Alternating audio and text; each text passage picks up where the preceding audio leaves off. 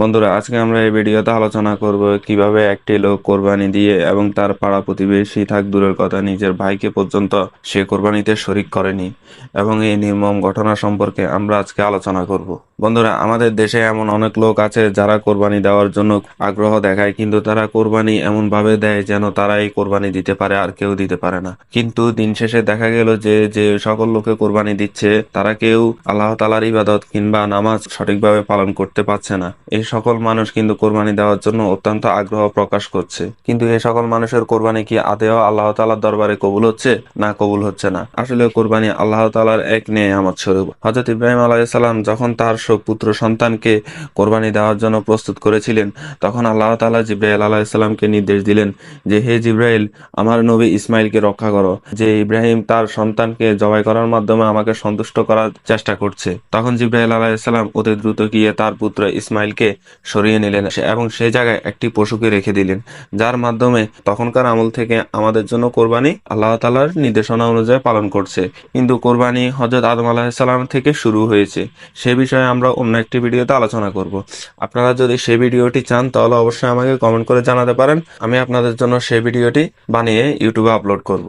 তো এখন একটি মানুষ কোরবান দিল এবং সেই মানুষটি যখন তার ভাইকে এবং তার পরিবারের কাউকে শরিক করলো না, সে শুধু নিজের স্ত্রী সন্তানকে নিয়ে সুখে থাকলো। এরপর আল্লাহ তাআলার এমন এক কুদরত নেমে আসলো, যে কুদরতের মাধ্যমে সেই ব্যক্তিটি আর ওই কোরবানি গোস্তগুলো ভক্ষণ করতে পারলো না। বন্ধুরা, বিষয়টা এমন হলো যে আল্লাহ তাআলা এই দুনিয়াতে মানুষকে অনেক নিয়ামত দিয়েছে, যাদেরকে দেননি তার মানে এই না যে তাদের রিজিক আল্লাহ তাআলা দেননি।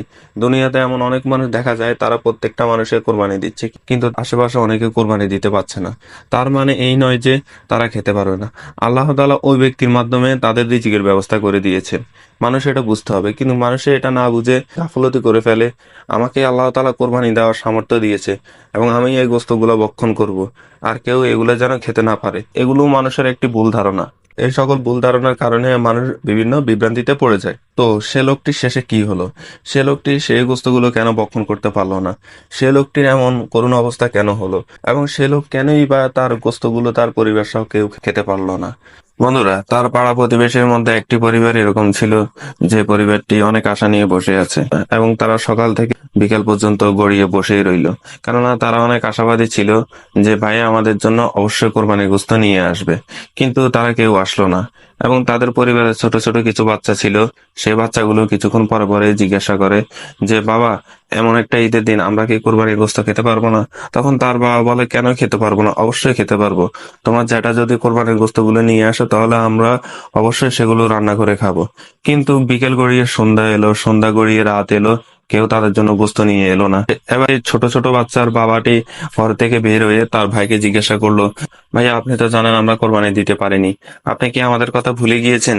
সেজন্য মনে করিয়ে দিতে আসলাম যে ভাইয়া, আপনি কি আমাদেরকে কিছু গোশত দিবেন?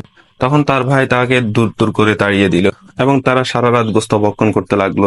বন্ধুরা, সে লোকটির এমন অবস্থা হলো যে সেই লোকটি যখন নিজের গোশতগুলো ফ্রিজে কিংবা যত্ন করতে চাচ্ছিল, তখন একটি কুকুর এসে কিংবা অন্যান্য প্রাণী এসে সেই গোশতগুলো ভক্ষণ করলো, অর্থাৎ সেই গোশতগুলোর মতো মুখ দিল। এবং কুকুর একটি এমন প্রাণী, কুকুর যেখানে মুখ দেয় সে খাবারগুলো অগ্রহণযোগ্য হয়ে যায়, অর্থাৎ সে খাবারগুলো আর কেউ খেতে পারে না। এ কারণে তারা আর সে গোশতগুলো খেতে পারলো না, কিন্তু তারা হায় হায় করতে লাগলো। কিন্তু তারপরও তারা বুঝলো না যে আমরা এই গোস্তগুলো কেন খেতে পারিনি। কিন্তু তার পাড়া প্রতিবেশী কিংবা তার ভাই বোন কিংবা তার আশেপাশের লোকজন যারা ছিল, তারা অনেক আশা নিয়ে বসে আছে। তারা চিন্তা করছিল, কেন ভাই কি আমাদের কথা ভুলে গিয়েছে? সে কি জানে না যে আমরা কোরবান দিতে পারিনি?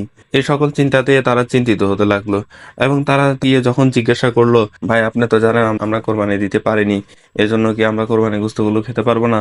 তখন তার ভাই তাদেরকে দূর করে তাড়িয়ে দিল। এবং পরিশেষে কি হলো?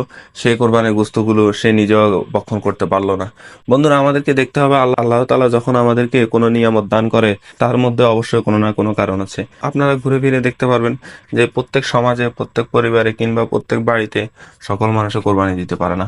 এর একটাই কারণ, কয়েকজন কোরবানি দেয় এবং তাদেরকে আল্লাহ তাআলা ওই ব্যক্তিদের রিজিক সহকারে প্রেরণ করে। কিন্তু কিছু মানুষ আছে এরকম মনে করে যে আল্লাহ তাআলা আমাকে কোরবানি দেওয়ার সামর্থ্য দিয়েছে, অতএব গোস্তগুলো আমিই খাবো। এই কারণে তারা সেই গোস্তগুলো উল্টো তো ভক্ষণ করতে পারেই না, পাড়া প্রতিবেশীদেরকেও ভক্ষণ করতে দেয় না। এই কারণে আল্লাহ তাআলার গজব তাদের উপরে নেমে আসে। আল্লাহ তাআলা এটি থেকে আমাদেরকে বুঝার এবং শিখার তৌফিক দান করুক। আমিন।